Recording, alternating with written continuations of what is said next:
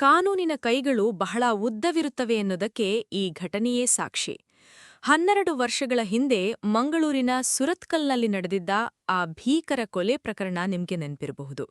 ಒಬ್ಬ ಮಹಿಳೆಯನ್ನ ಕೊಂದು ಮೈಮೇಲಿದ್ದ ಚಿನ್ನವನ್ನೆಲ್ಲ ದೋಚಿದ್ದ ಗ್ಯಾಂಗ್ನ ಪ್ರಮುಖ ಆರೋಪಿ ಪೊಲೀಸರಿಗೆ ಚಳ್ಳೆಹಣ್ಣು ತಿನ್ನಿಸಿ ಬರೋಬ್ಬರಿ 6 ವರ್ಷಗಳಿಂದ ತಲೆಮರೆಸಿಕೊಂಡಿದ್ದ.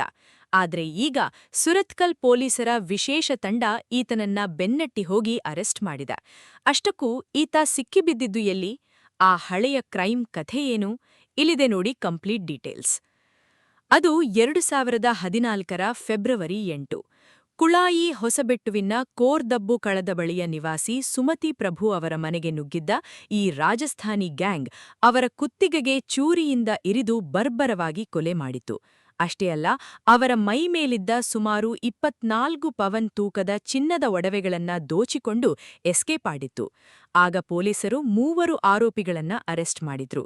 ಅದರಲ್ಲಿ 2ನೇ ಆರೋಪಿ ಈ ಬಹದ್ದೂರ್ ಸಿಂಗ್ ಅಲಿಯಾಸ್ ಬಯ್ಯ. ಜಾಮೀನು ಪಡೆದು ಹೊರಬಂದಿದ್ದ ಈ ಬಹದ್ದೂರ್ ಸಿಂಗ್ 6 ವರ್ಷಗಳಿಂದ ಕೋರ್ಟ್ ವಿಚಾರಣೆಗೆ ಬಾರದೆ ನಾಪತ್ತೆಯಾಗಿದ್ದ.